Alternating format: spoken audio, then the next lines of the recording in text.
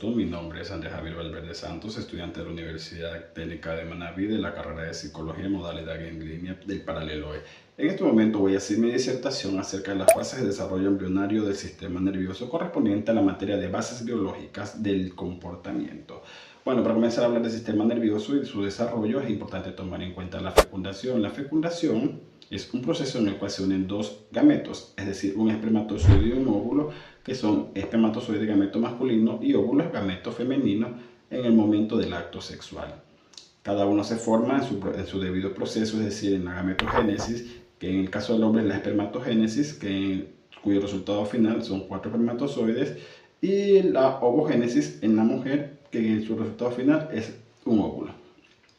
Estos cada uno contienen 23 cromosomas, es decir, 22 alelos comunes, que son los que nos dan las características generales como cabello, talla, color de piel, entre otros, mientras que cada uno de estos gametos contiene un alelo especial, que es el que, o conocido como heterocromosoma también, que es el que define la característica del género o sexo de la persona. Si estos dos alelos especiales son XX, vamos a obtener mujer, mientras que si son XY, vamos a obtener un hombre.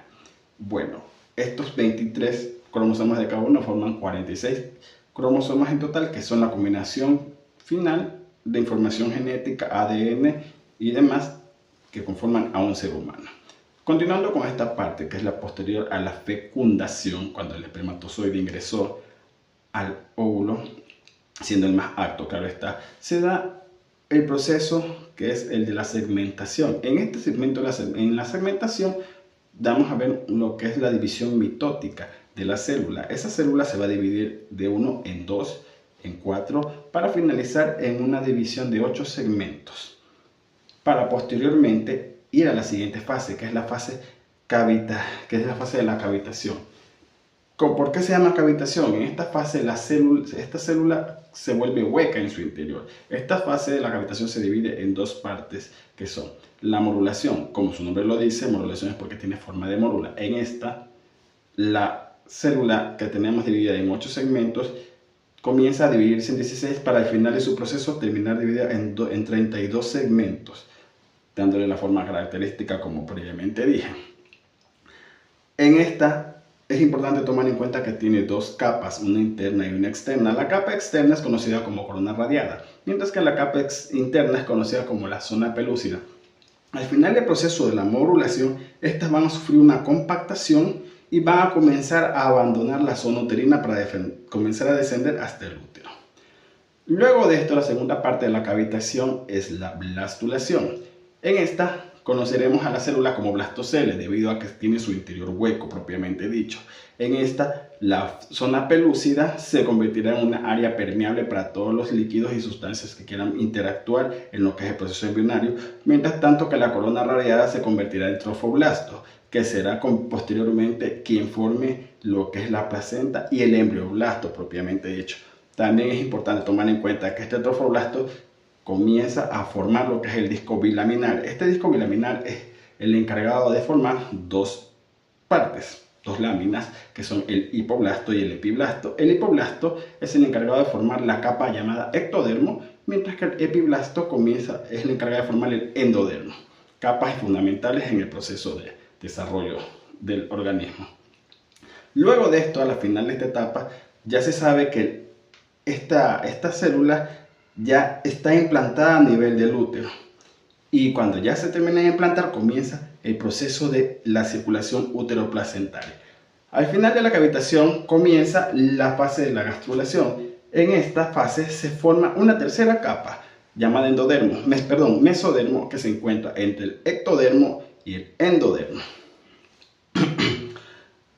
Esto también se forma gracias a la acción de lo que es la presencia de la línea primitiva y de la notocorda, que también son partes fundamentales para la formación de lo que al final del proceso de gastrulación va a ser conocido como embrión trilaminar, o mejor comúnmente llamado disco embrionario trilaminar. Aquí es importante recalcar que gracias a la presencia de las tres capas previamente dichas, ecto, meso y endodermo, de la línea primitiva y del notocordo, se va a poder apreciar que el embrión pasa de su forma bidimensional a una forma tridimensional gracias a una invaginación que se da de manera dorso-rostral de las mismas, dejando en la parte caudal a la línea primitiva y en la parte caudal a lo que sería el notocordio, con la respectiva separación para evitar que las células de la una y la otra no intervengan y causen alteraciones en las diferentes etapas del desarrollo de cada órgano y el desarrollo mismo de cada una de las láminas, es decir, ectodermo, mesodermo y endodermo. Ya. Es importante también tomar en cuenta que aquí comienza un nivel de inervación embrionaria de manera cefalocaudal, ¿ya? Para posteriormente darse lo que es el proceso del desarrollo u organogénesis, que es en el cual se va a dar la diferenciación de las tres láminas previamente dichas, que son las principales. En este caso comenzaremos con el endodermo, en el cual, aparte de darse el origen de la principal del organogénesis, se toma muy en cuenta que esta se divide en un ectodermo embrionario y un endodermo extraembrionario. Ambos cumplen funciones parecidas de trabajo en conjunto, que al final se terminan relacionando en un tubo largo para terminar formando lo que es el cordón umbilical. También luego de esto sigue el desarrollo del mesodermo. El mesodermo se divide en tres en esta etapa: en un mesodermo paraxial, un mesodermo intermedio y un mesodermo lateral. El mesodermo paraxial está compuesto principalmente por pares de somites. Mientras mayor es el número de pares de somites, más desarrollado está el embrión. Eso quiere decir que es una señal buena porque sabemos que hay un desarrollo embrionario adecuado en ese momento. Estos pares de somites son los encargados de formar tres capas, que son el dermotoma, el esclerotoma y el miotoma. Dermotoma, que formará lo que es piel, cabello y uñas, va a ser parte de ello.